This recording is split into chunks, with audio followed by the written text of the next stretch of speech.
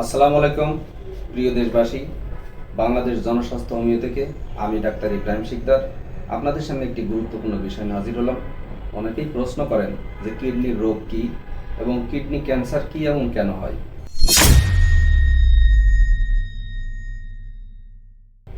কিডনিতে সাধারণত আমরা দেখি কিডনি স্টোন হয়, কিডনিতে সিস্ট হয় এবং নেফ্রাইটিস নামে কিডনির একটি কমন রোগ পাওয়া যায়। তো সাধারণত ক্যান্সারের ক্ষেত্রে আমরা কিডনিতে দুই ধরনের ক্যান্সার পাই। একটা আছে হাইপার নেফ্রোসিস আর একটা আছে উইলসমার টিউমার। কিডনি মানব শরীরে দুইটা থাকে। কিডনি একটি গুরুত্বপূর্ণ অর্গান। কিডনি আমাদের শরীরের পানির সমতা এবং তড়িৎ বিশ্লেষণের সমতা রক্ষা করে এবং কিডনি আমাদের শরীর থেকে সমস্ত বর্জ্য পদার্থ নিষ্কাশন করে।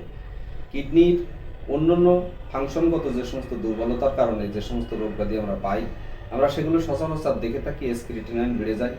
এবং কিডনিতে সাধারণত ক্যান্সার হলে যে লক্ষণগুলো আসে সেগুলো হচ্ছে প্রস্রাবের সাথে রক্ত যেতে পারে, আরবিএস যেতে পারে বেশি, এবং তলপেটে এবং কোমরে ব্যথা হতে পারে, শরীরের ওজন দ্রুত হ্রাস পায় এবং সেই সাথে জ্বর এবং ক্ষুধামন্দা দেখা দেয়।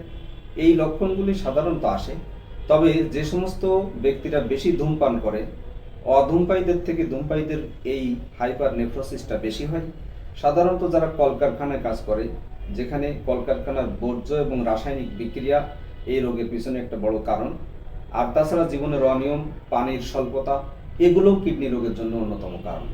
তো এইগুলো হলে সাধারণত আমরা ক্যান্সার হলে যে কথাটা চিন্তা করি যে কেমোথেরাপি, রেডিওথেরাপি, কিন্তু কিডনিতে যদি ক্যান্সার কিডনির বাইরে না আসে, হাড়ের সাথে সংযোগ না হয়, এখানে রেডিওথেরাপি দেওয়ারও কোনো সুযোগ থাকে না এবং কেমোথেরাপি কিডনির ক্যান্সারে কোনো ভূমিকা রাখতে পারে না।